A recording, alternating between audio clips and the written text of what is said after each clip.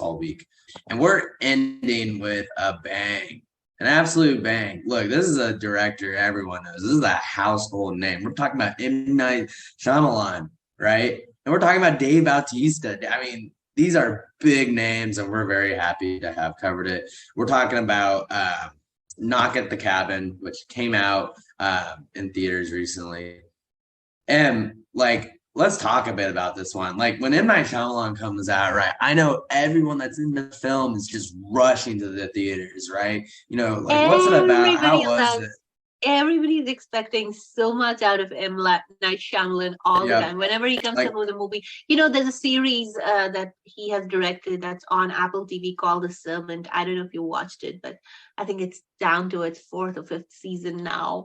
And that is another amazing series to watch. But anybody who has, right from Sixth Sense, his first movie, till today, we know that if there is absolutely no living director or no other director in history who's more identified with plot twists than Manoj Night Shyamalan.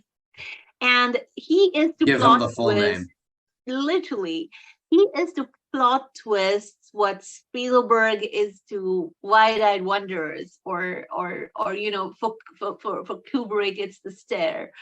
And he is the guy who is the expert, who's the god of the third act rug pull and sudden reversal of plots that show that throws everything that's gone before into new light, into crazy limbo. Now, just to like make it clear too, like M. Night Shyamalan is like, he's the guy that'll take a 30-minute Twilight Zone episode and make it into a 2-hour plot twist filled movie. Like, the concepts that he creates for his movies are just very, very, very interesting. And you'll see why I say that when we talk about the premise of this movie, because I mean, this is ultimately one of those things. It's one of those Donnie Darko scenarios where either the world we're in or you have to make a very hard choice, right? Absolutely. And this movie, by the way, Knock at the Cabin, is based on a Paul Tremblay novel called The Cabin at the End of the World. And this movie is actually a very disturbing premise. There's a guy called Andrew, who's played by Ben Aldridge, and Eric and Jonathan Groff, and they're vacationing at a remote house in the woods with their 7-year-old daughter, which is Kristen Cui, who's super cute, by the way. What an actor she is. Her name is Wen in the movie. And then they're visited by a group of 4 strangers led by our soft-spoken Leonard, which is Dave Bautista, whom we all love, by the way. And Dave Leonard is an absolute legend. Oh my God, he is. Leonard informs them that the world is about to end in a matter of hours, and there's only one thing they can do to prevent every soul on earth from perishing. And the one thing that they have to do is to voluntarily kill one member of their family of 3. So this is the disturbing premise that the movie actually starts off with. And then, then literally the movie accelerates into something that's crazy. From the start, we see that it's clear that Leonard is adept at speaking and interacting with children, which eases Wen's initial discomfort and makes her less anxious about his insistence that he needs her family's help to save the world. Let's put it in quotes for now, air quotes, saving the world. And Wen notices 3 other people. There's Redmond, who's played by Rupert Grint. There's Adrienne, played by Abby Quinn, and Sabrina, played by Nikki Omuka-Budd. And they have homemade weapons with them. And she runs into the house to warn her fathers about the strangers. As Leonard knocks on the door asking to be let in, the family just doesn't trust him. But Andrew and Eric struggle to figure out exactly how they're supposed to defend themselves. They have a gun, which is in the back of the Land Rover, but they want to call the police, but the phone line's already been cut. And just as they find some fireplace tools to use as improvised weapons, these 4 people find alternative ways into the house. Now, Andrew and Eric fight back with force, but ultimately their collective strength is outmatched by the fact that they're outnumbered totally. And after a struggle, Leonard and his crew delivered that apocalypse message to them. Now, what will happen is the entire premise of the story. And without giving you a lot of spoilers, they kind of, try to figure out what who will be executed in their family. And Um, exactly what they're going to do too. And I think one thing this film really does, and this isn't giving any spoilers, is that they the three family members, you get a sense of who they are, what their background is, how they all met, and what their lives have been. And when Shyamalan shows you this, it further strengthens your feelings towards all three of these people. So not only are you very connected with these three characters, but then whenever they're going through this conflict, whenever you know, or whenever you're told at least that one of them has to die, you yourself are torn. You're being literally brought into the family as if you're another one of the family members, and you're having to choose who it is, because that's what we're all thinking here. I mean, it's just one of those that gets you invested. what I really liked about the movie was that the first thought that comes to Andrew and Eric's mind when they're asked to make this choice is that they're probably chosen because they're queer, and they really push back their assertion. But then in flashbacks, when we realize the traumatic past of Andrew and Eric, and how their families were unwilling to engage with them because they're gay, and how Andrew was a victim of a homophobic attack by Redmond, as it turns out, at a bar. And he subsequently, they decide to adopt the daughter from an orphanage in East Asia just to have quiet lives.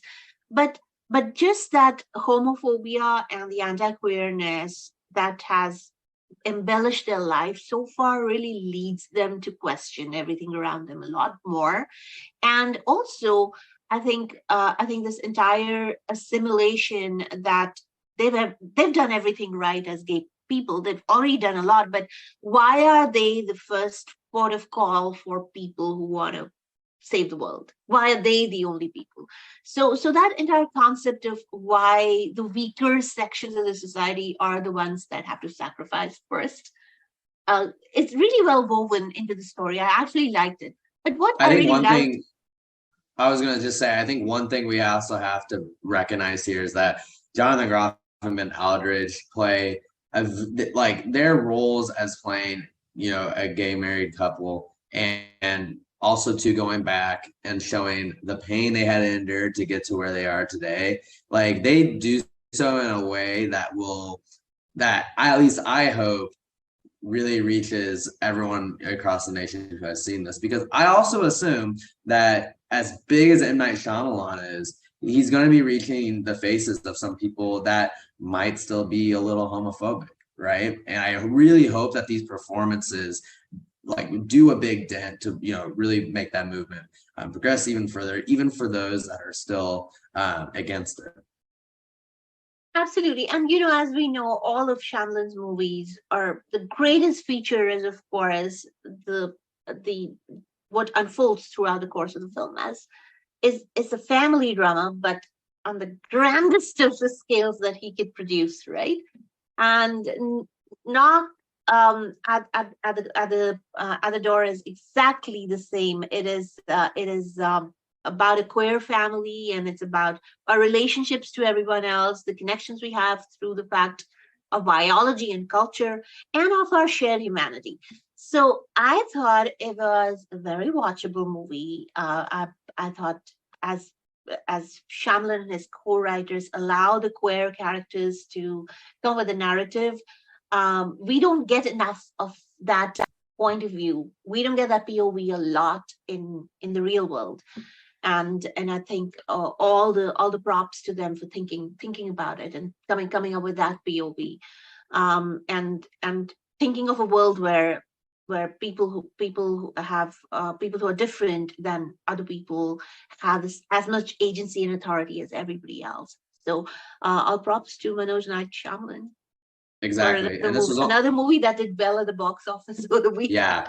And this was only available in theaters February 3rd. So I'm very interested to see what platform it comes out after, if any at all. I know that this was a Universal film, but I don't think there was, like Paramount behind it, or I guess I would say like any of the big stream services. So if you missed it on February 3rd, do be on the lookout for it to hit at least rental, either if you choose YouTube, Vudu, or any of those platforms. Highly recommend you watch it. Go support this director here, because we really want you guys to support a great director, and also just very excited to see what sort of awards this begins to rack up as 2023 goes along. But so that's the last review.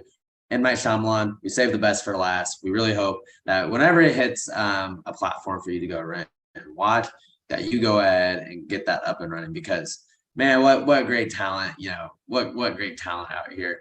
We love to shout out our Hindi directors. But until then, highly recommend you go to visit daisies.live to read all the reviews. We post these before the show comes out, so if you want to hear our thoughts and read it first and then come and listen, highly recommend you go and check that out. We also are getting ready to launch a collaborator program. So if you're wanting to become a collaborator with daisies.live, head over to the website where you can sign up to be a collaborator. You can create content. You can be one of us here, and contribute in that way. As well as that, visit our socials. We got Daisy's Livegram on Twitter, Daisy's Live on Daisy's Livegram on Instagram, Daisy's Live on Twitter. But until then, we'll see you next time.